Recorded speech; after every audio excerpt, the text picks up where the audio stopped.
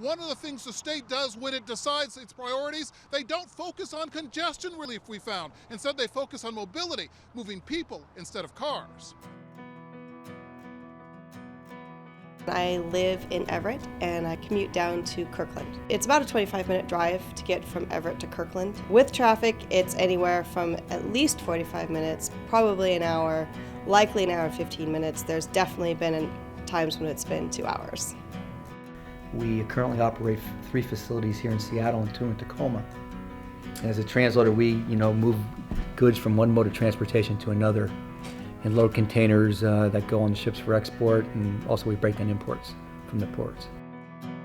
Right now, the way it is, we really can't grow our business based on the congestion factor, the infrastructure, the freight mobility aspect in this region right now.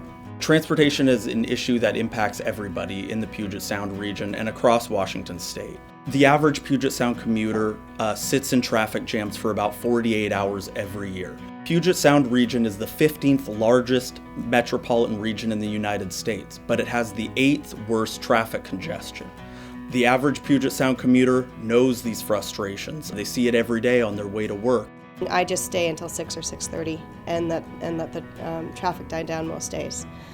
So that means that yes, it's a late night for my family, and we're not having dinner until 8 most nights. Traffic congestion definitely impacts productivity, both at the workplace and in getting goods and services around the region. We don't move trucks before 9 o'clock or after 2 o'clock. They go either up from Tacoma or down to Tacoma or Seattle, vice versa, because of the congestion that builds early in the morning or in the afternoon. So that considerably impacts what we can do. And so we probably lose conservatively $100,000 to $150,000 a year to $200,000 a year in revenue just because of business we turn down because of the congestion factor.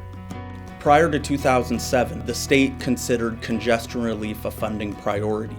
In 2007, lawmakers got rid of that language and replaced it with 6 goals of transportation policy. Congestion relief is not one of them. Cars and buses emit 955 million pounds of carbon dioxide into the atmosphere because of traffic congestion in the Puget Sound region.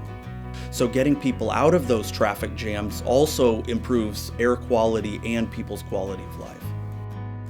Our 5 Principles of Responsible Transportation Policy is a guidebook that state lawmakers can use to create policies that not only provide people a quicker trip, but also find ways to more efficiently spend the taxes and fees that taxpayers give them. It's a good guideline for public officials to use when crafting transportation policy. Within 5 years, you could see a significant reduction in traffic congestion. We always said it's very hard for us to maximize our potential as a company because of these outside factors. And freight congestion and freight mobility is right on top of the list. Please join with WPC to reduce traffic congestion in Washington state. Visit washingtonpolicy.org to receive updates and stay up to date on our latest research.